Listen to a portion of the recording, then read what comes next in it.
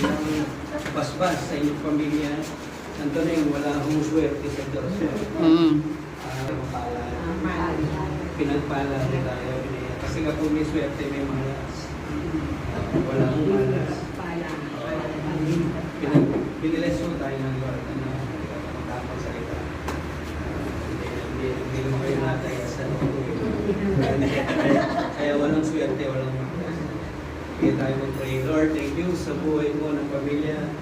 Kay Antonio, Base, inyo, April, at ang buong sambahayan ni Antonio, kay Wangel, salamat po at patuloy po silang pinagpapala.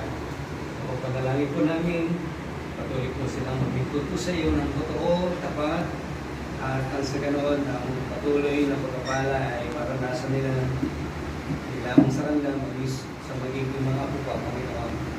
Kaya salamat po sa tahanan ito, na iyo pong patuloy na ibinigay, at ito po ay isang katotohanan na ito po ang Diyos na mabuti, tapat sa iyong mga anak na nagtitiwala sa iyo. Kaya naman hayaan mo po, ang pamilya nito ay aming tiwala po sa iyo.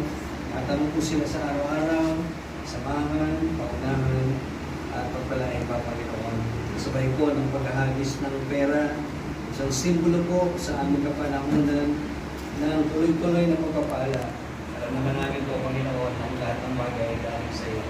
Kaya minsan pa, nililwalhati na namin, mag-isip pagkain na aming lahat ng gabi. Salamat po. Ito po kami panalangin sa ngalan ng Ama, ng Anak, at ng Espiritu Santo. Amen.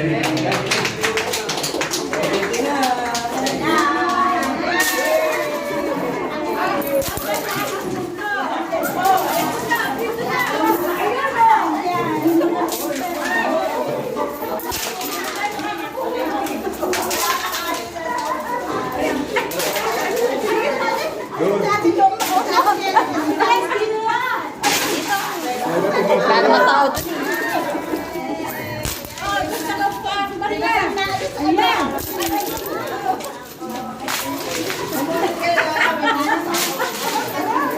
Mamulot kayo.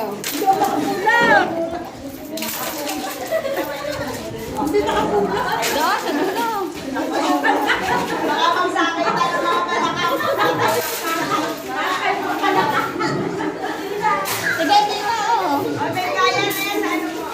Dito ka na, Isa. Sige,